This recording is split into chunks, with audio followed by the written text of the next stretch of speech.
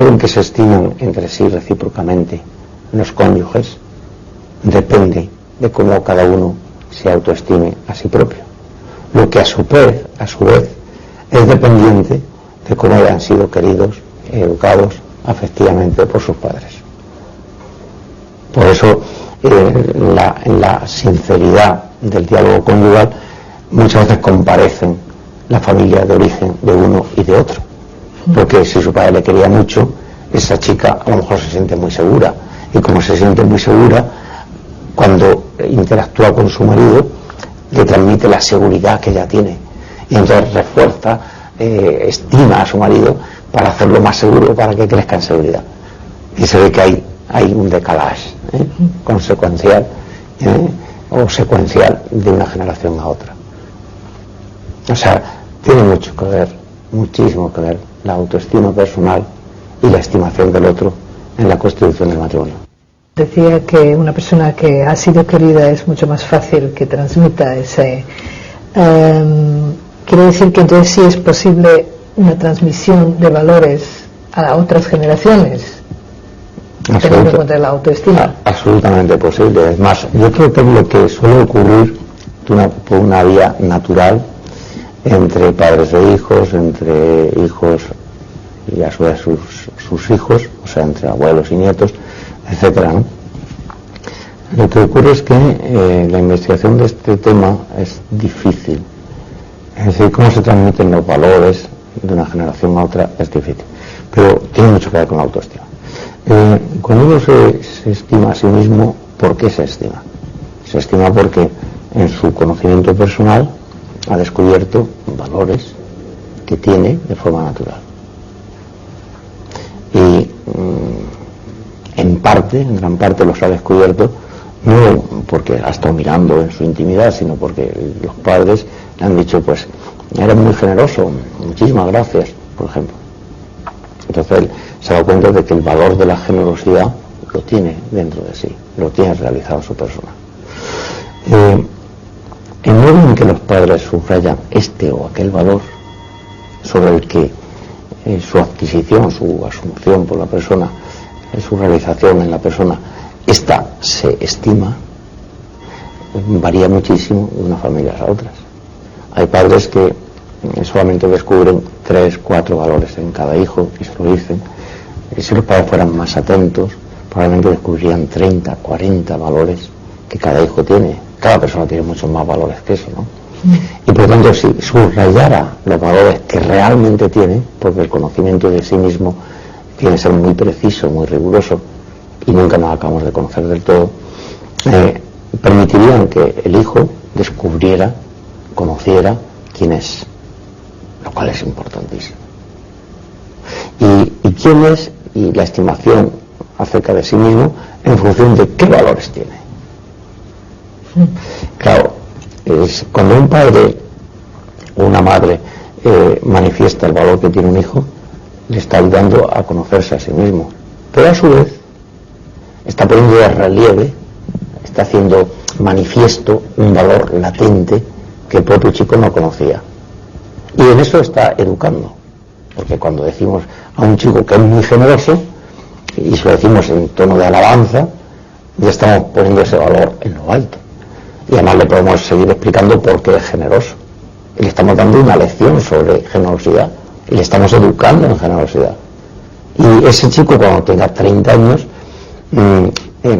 recordará con muchísima nostalgia y con muchísima ternura el elogio que recibía de pequeño por su generosidad, más todo lo que le contaban de la generosidad, y entonces se pondrá tierno y seguirá creciendo en generosidad. Naturalmente, cuando se case y tenga otro hijo, sin quererlo, de forma natural, sin esforzarse excesivamente, estará muy atento a descubrir si su nuevo hijo es generoso o no, y sin tampoco pensarlo demasiado, aunque de un modo original, tratará de comportarse con su hijo como su padre se comportó con él cuando pequeño respecto a la virtud de la generosidad.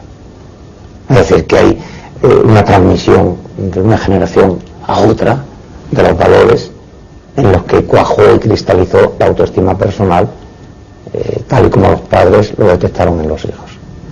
A mí me parece que eso es importantísimo. Hay familias enteras en que todos son muy buenos cazadores, por ejemplo. Bueno, esto es una destreza y es una habilidad, pero que está fundada por una serie de requisitos previos que probablemente tenían, ¿no? Hay familias en que lo que más se valora, en cambio, es la limpieza. Esto, bueno, es otro asunto doméstico en que también viene de generaciones. Hay familias en que, en cambio, se valora muchísimo la cordialidad y la expresión de sentimientos. Y una persona se autoestima más fácilmente así cuando en la balanza, en la bolsa, diríamos, de su familia, es un valor en alza manifestar las emociones. Hay familias, por el contrario, en que nunca, ya es una palabra fuerte, nadie, todavía más fuerte, expresó una emoción. Probablemente esto tiene mucho que ver con las personas que hablábamos antes, ¿no? De que son muy queridas por mucha gente, pero ellas no se quieren. No porque se rechacen, sino por sequedad, por incapacidad de expresar. Lo cual no quiere decir que en su interior no se quieren, seguro que sí. Pero les parece que sería como un flaco servicio a su intimidad o al pudor o de mala educación expresar o hablar de esos sentimientos. Un hecho muy claro que vemos muy a menudo en terapia familiar. La expresión de afecto entre marido y mujer es muy mala. Es decir, hablar de qué siento por ti entre marido y mujer, o qué sientes por mí. ¿Cuándo te sientes mejor? ¿Cuándo te sientes peor? ¿Cuál es el sentimiento en los años de matrimonio que llevamos que más te ha conmovido?